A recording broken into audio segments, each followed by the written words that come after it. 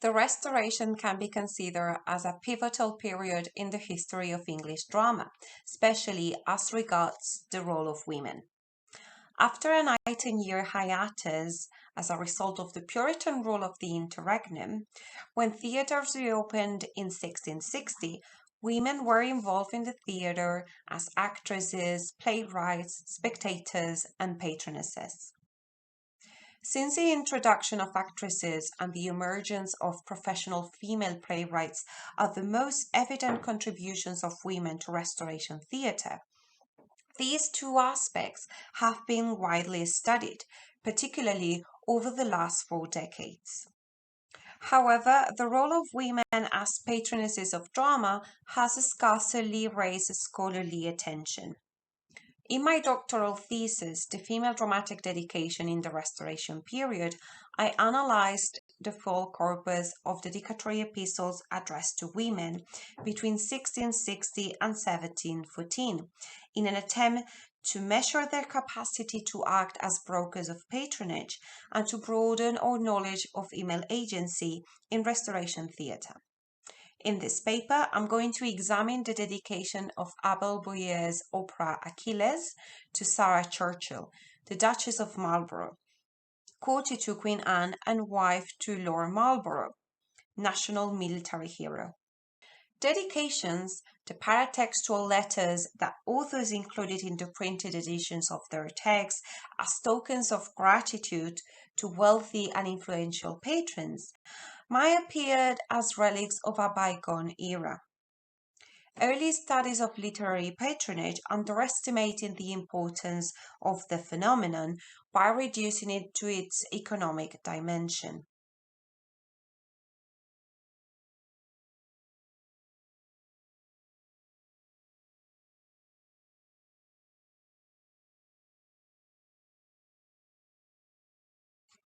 Since the royal funds of the late Stuart were meagre, scholars claim that monarchs could not sponsor literature in a direct and effective manner.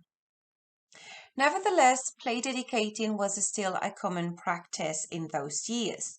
Between 1660 and 1714, a total of 352 plays out of 565 contained a dedicatory epistle, that is 62%, and of these, 84, that is 23%, were addressed to women.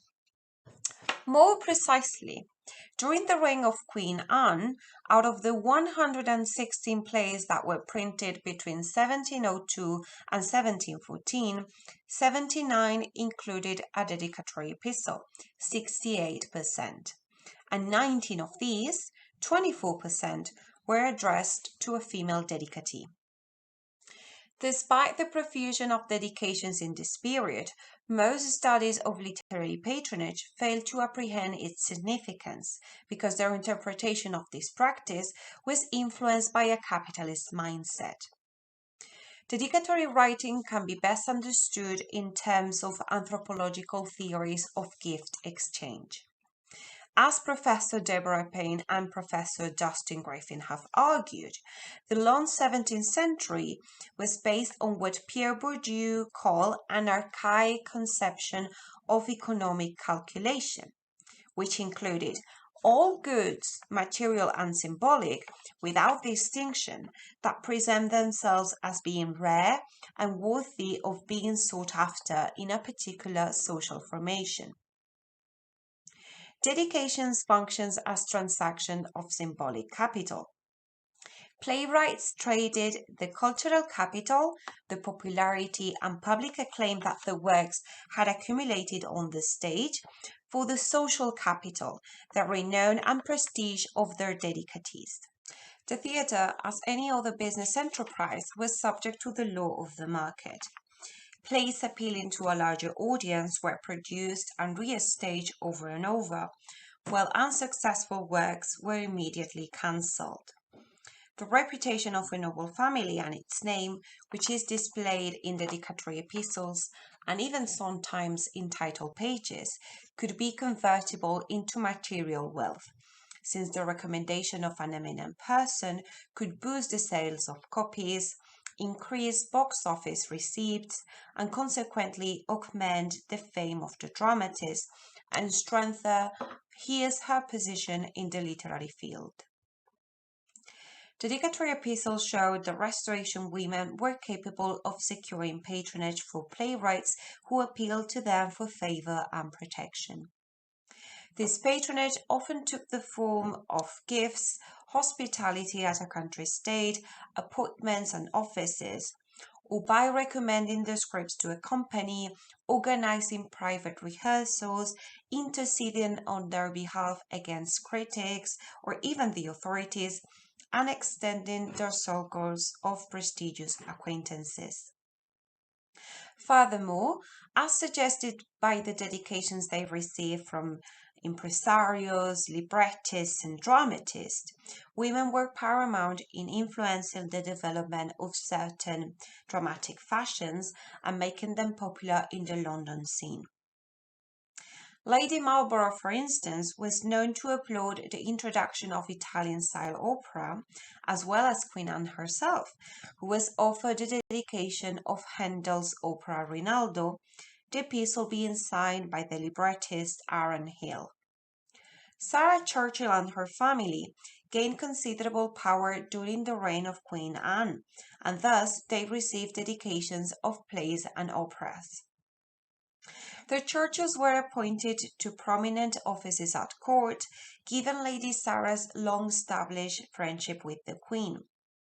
On Queen Anne's accession, Lord Churchill was made a Knight of the Garter, Master General of Ordnance and Captain General of Her Majesty's Land Forces. Sarah herself was awarded the most prestigious and lucrative positions available to a woman. She became mistress of the robes, groom of the stole, keeper of the privy purse, and ranger of Windsor Park, receiving a total salary of £6,000 per year. Moreover, their daughters Henrietta, Anne, and Mary were appointed ladies of the bedchamber. Having a genuine interest in literature and drama, the Churchills exerted their influence in literary circles. The Duke appears to have been a keen promoter of the theatre. For instance, the opera Camilla was staged expressly for Lord Marlborough in March 1709. The Duchess herself received the dedication of Abel Boyer's Achilles in 1700, an adaptation of Racine's Iphigenie.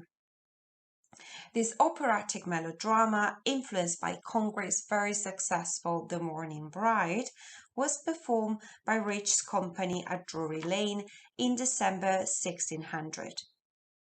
Lady Sarah was said to have shown great interest in the work, as the publisher comments in the advertisement, that the Duchess of Marlborough, who at the time bore an irresistible sway, bespoke the comedy then in vogue during the run of Iphigenia in Aulis. The Huguenot refugee Boyer had previously curried the favour of the Duke, offering him the dedication of a translation of Ductor Historicus, in which he acknowledged the family's constant encouragement. Boyer seems to have actively sought the patronage of Queen Anne, most likely in an attempt to be appointed French tutor to the young Duke of Gloucester. He dedicated to Gloucester the complete French Master for Ladies and Gentlemen and Royal Dictionary. Boyer's dedications to Lady Marlborough includes the main feature of the genre, the presentation of the work, the panegyric of the Patroness, and the request for protection. The primary element of dedicatory epistles is the praise of the Patroness, which serves to increase the prestige of the author. The greater the renown and virtues of the dedicatee, the greater the worthiness of the author and of his work. Among her many eminent virtues, Boyer highlights the Duchess' role as a dutiful wife, portraying her as being concerned for the safety of her husband, which easily leads to the panegyric of the Duke. I mean, that truly conjugal friendship and affection with which you accompany the great man in his absence from his native country, and share with him in all the cares and inquietudes his extraordinary merit has brought upon him. By insisting on the prestige of the family name, Boyer makes her share the glory of the Duke's military exploits. Not all the security we enjoy by our safe and honorable peace can make us unmindful of the gratitude we owe to your name. All the blessings which have been procured for us by your late treaties are no greater than what might have been expected from the long cause of the Duke of Marlborough's victories. While extolling the Duke's military success in the continent, the author portrays the Marlboroughs as the true patrons of the arts for ensuring the necessary peace for the nation to pursue such enjoyable pastimes. If we are at leisure to cultivate the politer arts, if our trade flourishes, if our credit rises both at home and abroad, if we have obtained a general peace for our allies, if the Catalans are obliged to us for our protection, the German for our faith, and the French for our generosity, who could have promised to themselves less honors and advantages for the country from the many glorious campaigns and uninterrupted successes of our late great general? Despite Boyer's emphasis on praising Lord Marlborough, his dedication to Lady Sarah should not be regarded as a mere vehicle to approach her husband. Female courtiers were presented with dedications because of their genuine capacity to act as brokers of patronage, and some were even more sought after than their husbands. For instance, other than Boyer's dedication, Lady Marlborough was presented with the inscription of Addison's Rosamond in 1707. Her eldest daughter, Lady Godolphin, was dedicated 3 pieces, whereas her husband, the Earl, only 2.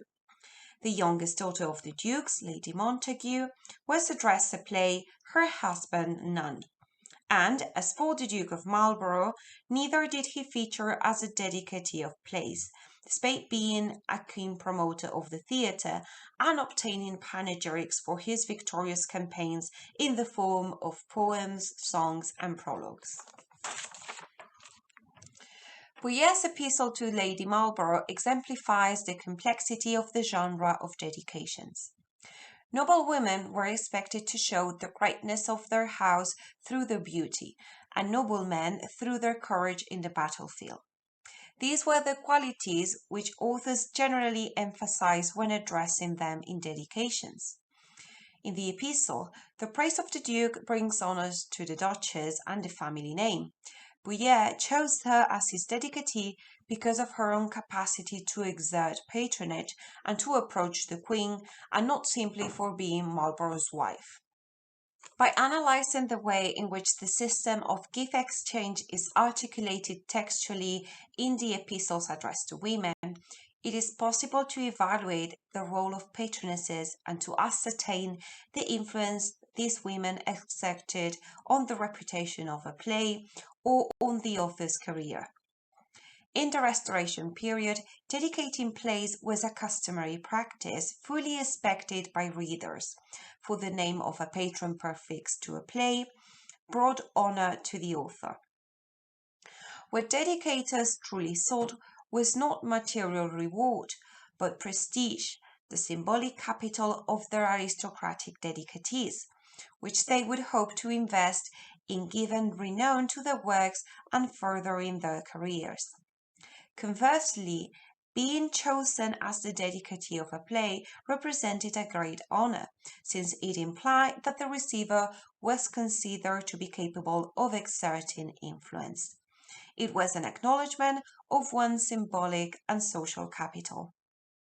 Dedications, therefore, reveal that patronage continued to exercise a central role in structuring social relationships, providing both financial and social support to dramatists. Thank you very much for your attention.